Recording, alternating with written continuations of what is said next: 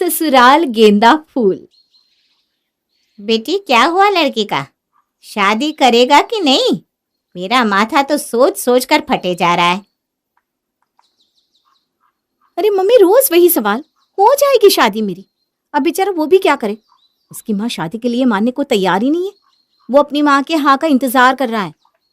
अब ये कोई बात है क्या? अगर उसकी माँ नहीं मानी तो शादी नहीं करेगा वो?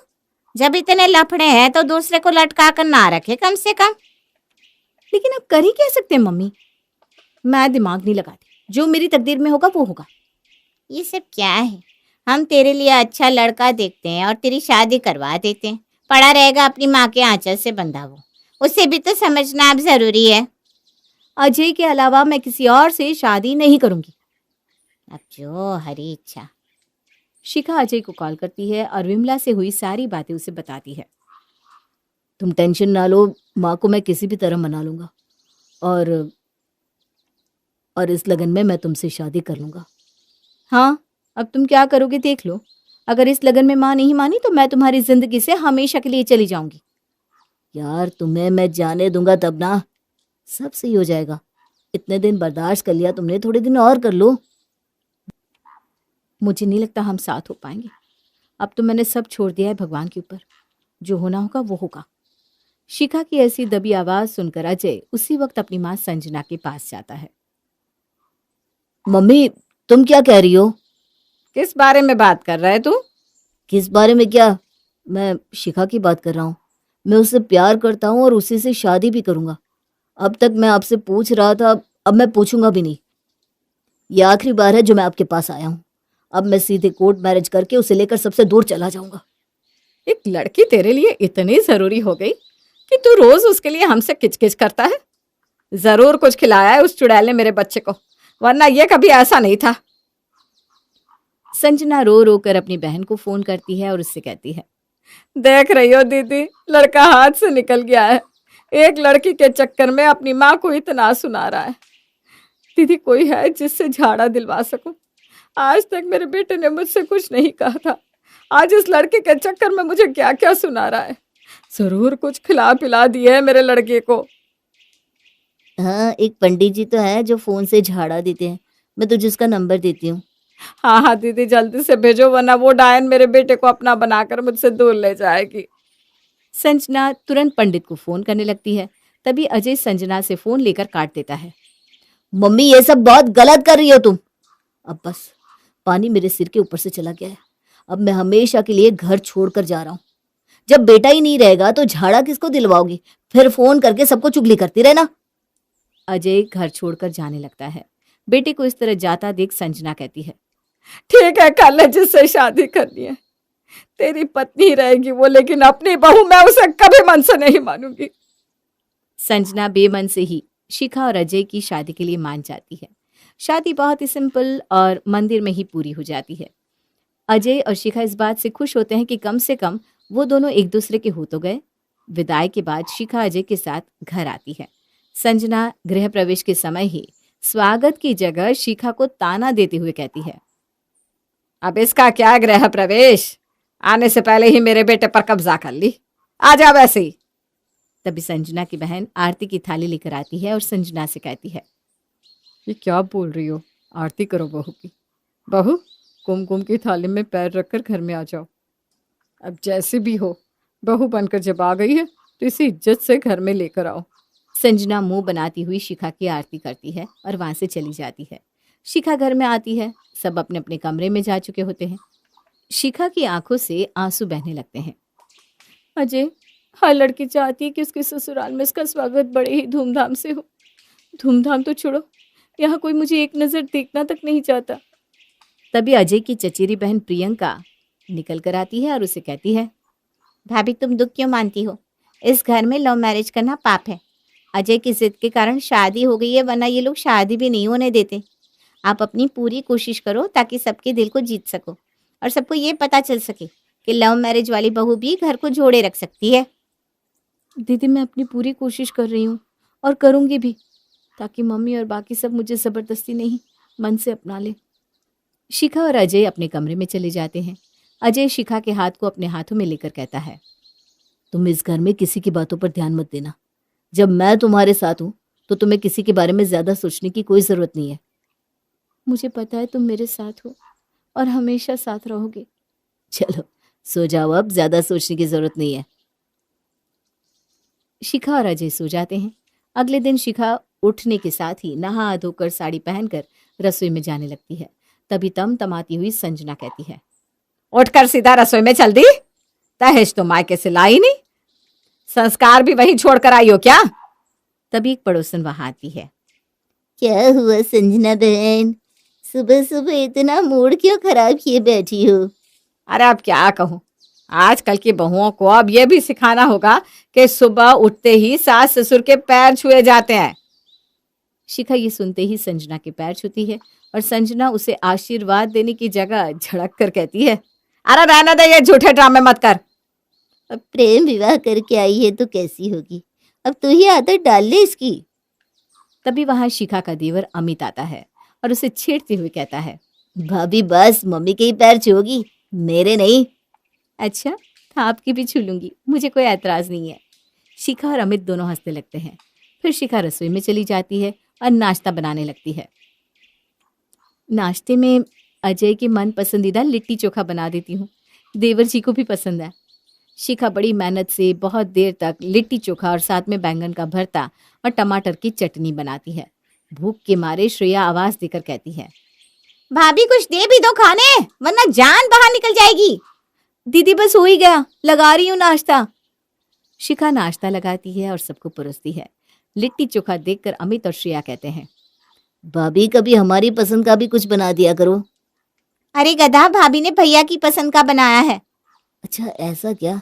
कोई नहीं भाभी, रात में श्रेया के पसंद के चाउमीन मंचूरियन बना देना। हाँ जरूर। शिखा मन मन मुस्कुराने लगती है। तब संजना कहती है, अब तुम लोगों को भूख नहीं लग रही है क्या? खाना खाओ चुप होकर। सब चुपचाप खाना खाने लगते हैं। आते ही मालकिन बनने की तैयारी करने लग गई। नाश्ता बनाने से पहले पूछा नहीं गया क्या? अपने घर की तरह सब समझ रखा है क्या? हमारे घर में सुबह पहले लहसुन प्याज नहीं बनते। मम्मी जी मुझे पता नहीं था, लेकिन अब से नहीं बनाऊंगी। भगवान के लिए गैस को अच्छे से साफ करके उनका खाना बनाकर भोग लगा दे। जी मम्मी जी। भगवान के लिए गैस पूरी तरह से साफ करके अलग से खाना बनाकर भोग लगा दे। जी मम्मी जी। शिखा का मुंह उतर जाता है और वो रसोई में जाकर भोग बनाने में लग जाती है। तभी अमित और श्रेया हाथ धोने के लिए रसोई में आते हैं। श्रेया शिखा से कहती है, भाभी आप मम्मी की बातों का बुरा मत मानना, वो ऐसी ही कुछ भी कहती है। भाभी लिट्टी चोखा तो सॉलिड बना था। मेरे लिए उठाकर रख देना, दोपहर में मैं यही खाऊंगा। भैया ने आपसे लव मैरिज की है ना, वो भी मम्मी की मर्जी के खिलाफ, इसलिए वो आपके साथ ऐसा कर रही है। कुछ दिनों बाद ठीक हो जाएंगी वो। भैया की शादी को लेकर मम्मी के बहुत अरमान थे, सब पर पानी फिर गया ना, इसलिए ऐसा करती हैं वो। दिन बीतने लगते हैं। ससुराल में हर कोई अलग अलग तरीके का होता है। धीरे धीरे संजना के घर में सभी कोई शिखा को एक्सेप्ट कर लेते हैं, जो कि संजना से बर्दाश्त नहीं होता। संजना अपनी ननद अनु से बात करती है और उसे सब कुछ बता देती है। दीदी ऐसा क्या करूं जिससे ये कचरा हमारी जिंदगी से बाहर हो जाए? कुछ ऐसा कर जिससे शिखा मेरे बेटे के दिल से खुद ही निकल जाए और अजय ही उसे छोड़ दे। फिर हम अजय की शादी बड़े धूमधाम से करेंगे और बहुत सारा दहेज भी लेंगे। अरे दीदी आप आ जाओ ना, हम दोनों ननद भाभी मिलकर अजय की जिंदगी से इसे निकाल फेंकेंगे। अब आप खेला देखो बस। अनु उसी शाम अपने मायके पहुंच जाती है। उसी रोज रात के खाने के समय संजना अमित और बाकी सबसे कहती है, अमित सब मुझसे कह रहे हैं कि बेटे की शादी में नहीं बुलाया। अब शिखा आई गई है तो मैं सोच रही हूँ कि तुम्हारी शादी के नाम का रिसेप्शन पार्टी दे दो सबको। भाभी शिखा को खानदानी जेवर सौंप दो, सब कुछ अब इसी का ही तो होगा ना। हाँ हाँ दीदी दे दूंगी ना, रिसेप्शन में वहीं पहनना होगा ना शिखा को। बुआ आप पहले ही आ जाती, आपके आने से मम्मी की सोच ही बदल गई। चलो कम से कम इतने दिनों बाद हमारे घर में भी तो पार्टी होगी। अजय संजना के गले लगकर कहता है। मम्मी तुमने शिखा को मन से एक्सेप्ट करके मेरी सारी परेशानियां दूर कर दी। अरे माँ माँ होती है, आखिर बच्चों की खुशी के आगे उसे झुकना ही पड़ता है बेटा। रात में संजना अनु के सामने सारे जेवर शिखा को दिखाती है और कहती है, अगले हफ्ते रिसेप्शन पार्टी में ये सारे जेवर पहनना। मेरी बहू किसी से कम नहीं लगनी चाहिए। अभी मैं पॉलिश में दे रही हूँ। ठीक है मम्मी जी। संजना शिखा से बहुत अच्छे से बर्ताव करने लगती है। अगले दिन नाश्ते में शिखा चना कचौड़ी बनाती है। मौका पाकर उसमें वो ढेर सारी मिर्ची डाल देती है। अजय खाएगा और शिखा को सुनाएगा। शिखा सबको खाना परोसती है और अजय एक कुर खाते ही अपना कान पकड़ लेता है। पानी, कितनी मिर्ची डाल दी है शिखा। हाँ, तुम्हें पता भी है कि मैं मिर्ची नहीं खाता हूँ। अगर खाना बनाने का मन नहीं था तो बोल देती ना। मैंने मिर्ची नहीं डाली। सब अजय को पानी देते हैं। अरे छोड़ ना बेटा, गलती से हो गया होगा। बहू भी तो बच्ची है ना। अजय खाने से उठकर चला जाता है। शिखा उदास हो जाती है। थोड़ी देर बाद अनु बाथरूम में से आती है और कहती है, बाथरूम बहुत सड़ रहा है, बहुत बदबू आ रही है। पानी नहीं मारता है भाई कोई? बुआ अभी तो भाभी जाकर आई है, कभी पानी नहीं डालती।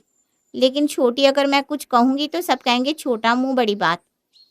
हे राम, कुछ नहीं आता इस लड़की को। ये सब कुछ सुनकर शिखा खून के घूंट पी जाती है। अगले दिन शिखा देखती है कि श्रेया देर रात को किसी लड़के से बात कर रही है। शिखा उन दोनों की बातें सुनकर दंग रह जाती है। अगर श्रेया घर छोड़कर भाग गई तो इस घर की इज्जत मिट्टी में मिल जाएगी।